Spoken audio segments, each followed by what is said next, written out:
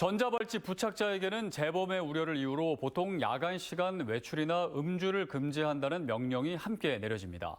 하지만 이를 위반하는 사례가 끊이질 않고 있는데 관리 시스템을 바꿔야 한다는 목소리가 커지고 있습니다.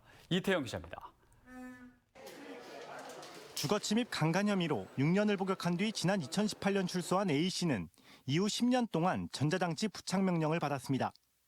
법원은 재범 우려를 줄이기 위해 같은 기간 동안 음주를 금지하고 자정부터 새벽 6시 사이 외출을 금지한다는 준수 명령도 부과했습니다. 하지만 A씨는 이를 10여 차례 상습적으로 위반했고 이에 대해 청주지법은 A씨에게 징역 6월을 다시 선고했습니다. 다른 사례들도 처벌 수위는 모두 비슷합니다. 지난 7월 창원지법과 의정부지법에서 나온 판결도 징역 6월과 벌금형을 선고하는 데 그쳤는데 전자발찌 훼손과 달리 준수사항 위반의 경우에는 양형 기준이 1년 이하의 징역이나 1천만 원 이하의 벌금으로 제한돼 있기 때문입니다.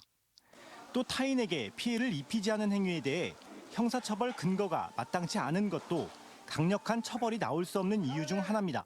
잘 이행하지 않았을 때 형사처벌을 하는 것이 과연 그 준수사항을 실질적으로 이행하는데 필요한 조치로 충분하냐, 이 부분에 대한 고민이 있고 형사처벌이 아닌 다른 실효적인 수단을 강구하는 것이 더 필요하다는.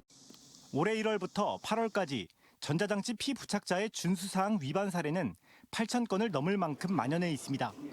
전문가들은 최고징역 1년인 양형이 강력한 억제 효과를 발휘하지 못하는 만큼 감시 시스템을 보강할 필요가 있다고 지적합니다. 스스로 위반했다면 스스로 재범의 위험성을 드러내는 거니 그 다음 단계에 조금 더 강력한 자유박탈적 처분의 보완 처분이 도입돼야 되고 시설 내 보완 처분으로 만들어져야. 전자장치 부착자들에 대한 심야 통행이나 음주를 제한하는 것은 범죄 가능성을 미연에 방지하기 위한 것인 만큼 제도 취지를 살릴 수 있는 보완책이 시급해 보입니다. CJB 이태현입니다.